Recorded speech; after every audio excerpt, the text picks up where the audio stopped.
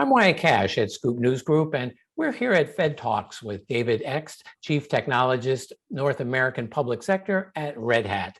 David, thank you so much for joining us. Glad to be here, Wyatt. Well, let me start by asking, in your opinion, what's the biggest storyline in federal IT over the past year? Yeah, oh man, I would have to say it is cybersecurity by far.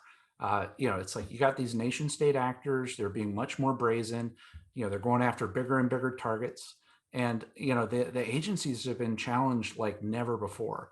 They need to be ever more vigilant to secure their systems. At the same time, they're trying to keep up, keep the lights on during COVID, and also try to modernize a lot of applications that are creaking under the pressure and have known security vulnerabilities.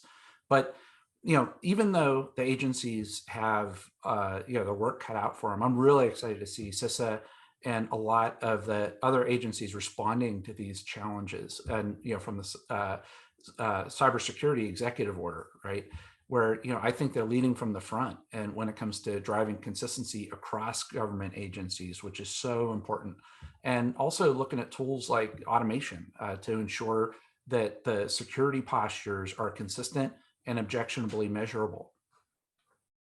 Well, just building on that, how else can the federal government lead the way to protect information and the national interests against some of these adversaries?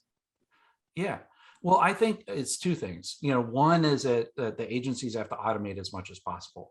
To me, this gets the cybersecurity best practices out of the security experts' heads, right?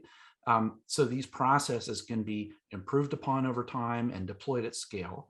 And plus, once that expertise is captured in an automatable fashion, those security experts can move on to secure the next more critical system that's out there. And the second thing that I think everybody's talking about is supply chain, and agencies need to know what they're using. And it's not just at the FedRAMP level or the cloud level, because if you're deploying an application that you wrote on a FedRAMP certified cloud, it doesn't guarantee that that application is certified.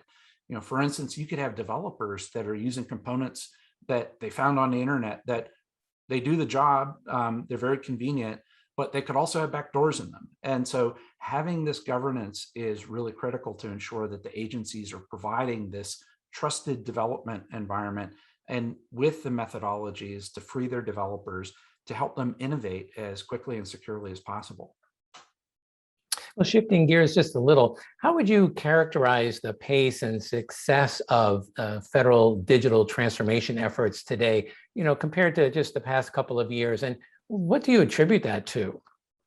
Yeah, well, I think that the tempo is absolutely accelerated, right? And we've seen in the private sector, the tempo has been accelerating for years as business gets more and more competitive, right, on the internet. But now, you add COVID in, and all the agencies are forced to accelerate as well. But the silver lining with COVID is that I think it forced us all, whether it's a private sector or public sector, to revisit a lot of the long held beliefs that we've had, and challenge our assumptions. And in many cases, a lot of those assumptions were unnecessarily self-limiting. So being able to revisit things, is I think been a real opportunity for us. And then lastly, David, and maybe on a more personal note, what in the federal technology landscape most excites you as we look ahead in the days and months to come? Mhm. Well, I'm the most excited about the continuous digitization of government services, and that applications are becoming more and more user centric. From the public sector, which it really, really excites me. In the past, over the past 18 months or so, it really COVID has forced agencies to revisit how they deliver government services. They were forced to, right?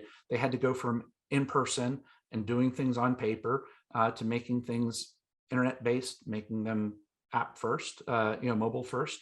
And in many cases, there was a lot of room for improvement and efficiency. And once these improvements were made, these same agencies saw this direct correlation of improved improved capabilities with improved and more efficient government service delivery. So, to me, it's you have these visible, quick wins, and it increases leadership support to tackle these even bigger challenges that we're going to be facing. And I think that's going to result in more user engagement and more user delight. So I'm really excited to see what the government has in store for us over the next 12 to 24 months. Absolutely. Well, David X, thank you so much for taking time to join us here at FedTalks and sharing some of your insights on the federal IT landscape. Thanks.